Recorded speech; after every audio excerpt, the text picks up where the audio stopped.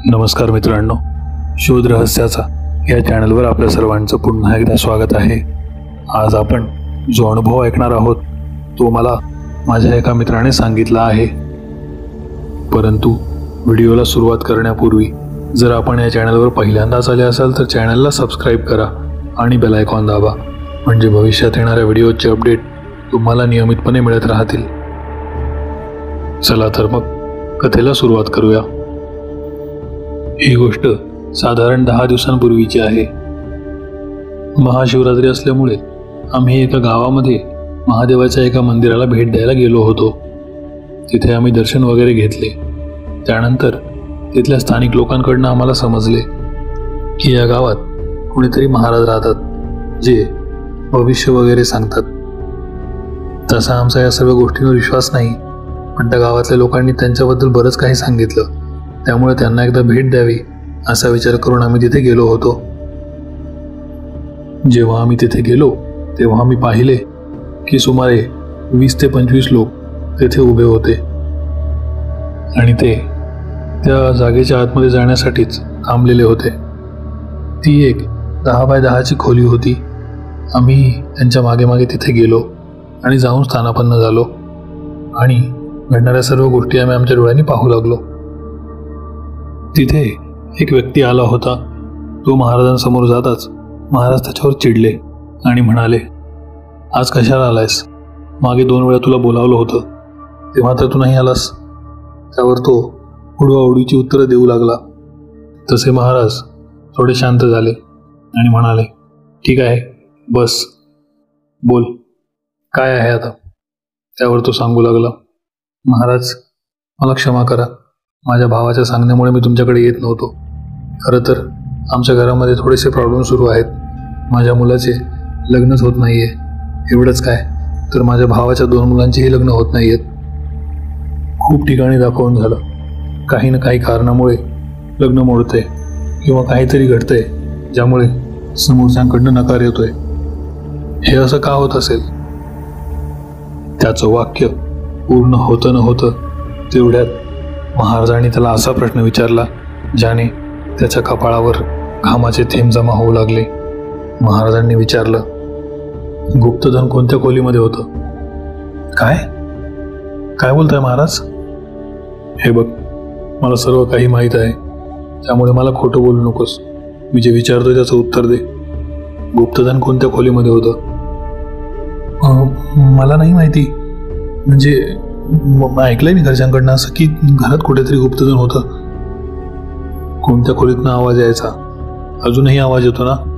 कोणती खोली आहे ती? त्यांचे हे प्रश्न ऐकून तो व्यक्ती आता जास्तच घाबरला होता. तो व्यक्ती काही उत्तर देणार तेवढ्यात महाराजांनी त्यावर प्रश्नांचा भडीमार सुरू केला. ते म्हणाले, खून कोणत्या खोलीमध्ये झाला होता आणि गुप्तधन काढायला कोणाला बोलावलं होतं? आता हे सर्व प्रश्न ऐकून तो व्यक्ती अधिकच घाबरला. तो म्हणाला, ठीक आहे, सगळं सांगतो मी. आमच्या घरामध्ये गुप्तधन आहे हे मी मान्य करतो, परंतु आता मला त्याबद्दल काहीही माहीत नाही. त्या काळामध्ये मी असं ऐकलं होतं की आजीने कोणातरी माणसाला बोलावून ते गुप्तधन काढण्याचा प्रयत्न केला होता आणि आता कोणत्याही खोलीबंद कोणताही आवाज येत नाही. पण ह्या सर्व गोष्टींचा आणि माझ्या मुलाच्या लग्नाचा काय संबंध महाराज? सर्व काही सांगतो, बस आणि शांत हो.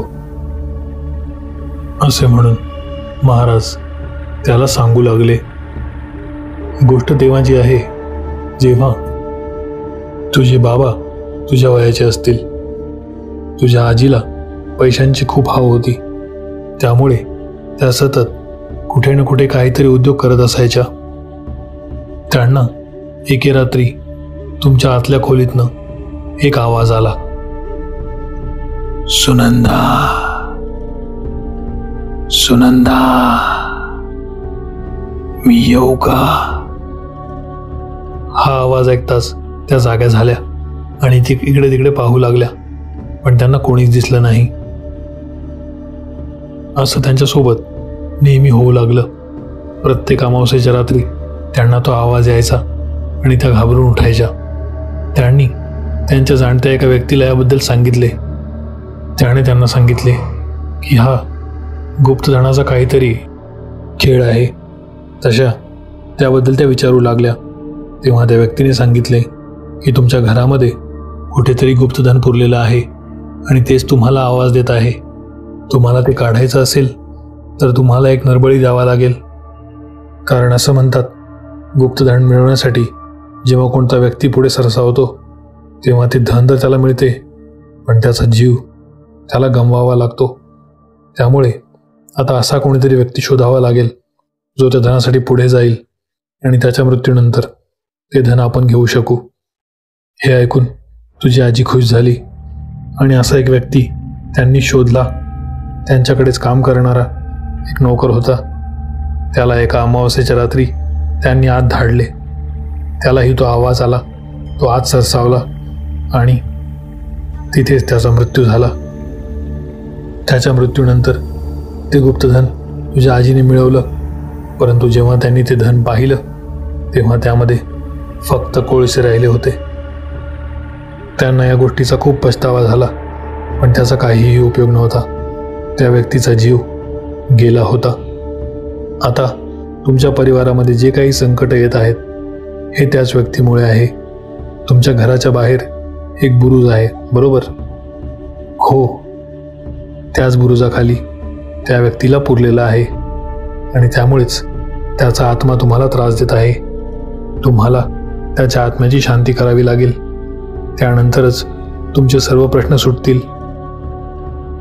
महाराजांच्या बोलण्याची शहानिशा करण्यासाठी त्या व्यक्तीने दुसऱ्या दिवशी जाऊन तेथे खोदकाम केले व त्यामध्ये बुरुजाखाली त्यांना सांगाडा सापडला. नंतर त्याने महाराजांच्या हातून ती सर्व पूजा संपन्न केली. बहुधा काही दिवसांनी त्याच्या सर्व पिढ्या टळतील असं महाराजांनी त्याला सांगितलं आहे. आम्ही तेथून उठलो आणि आमच्या घरी निघालो. पण हा भयान प्रसंग आम्हाला नेहमी लक्षात राहील. तुम्हाला जर हा अनुभव आवडला असेल तर व्हिडिओला लाईक करा. व्हिडिओ कसा वाटला हे कमेंटमध्ये सांगायला विसरू नका. जर आपण या चॅनलवर पहिल्यांदाच आले असाल तर चॅनल सबस्क्राईब करा आणि बेल आयकॉन दाबा, म्हणजे भविष्यात येणाऱ्या व्हिडिओचे अपडेट तुम्हाला नियमितपणे मिळत राहतील. त्याचबरोबर हा व्हिडिओ तुमच्या सर्व मित्रांना शेअर नक्की करा. धन्यवाद.